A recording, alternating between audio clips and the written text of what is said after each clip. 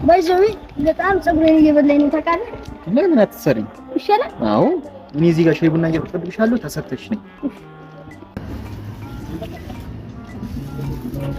ሃይ እንዴት ነሽ? ሰላም ነው? አለ ቴንክ ዩ። ምን ላድርግልሽ? አንሳው ያ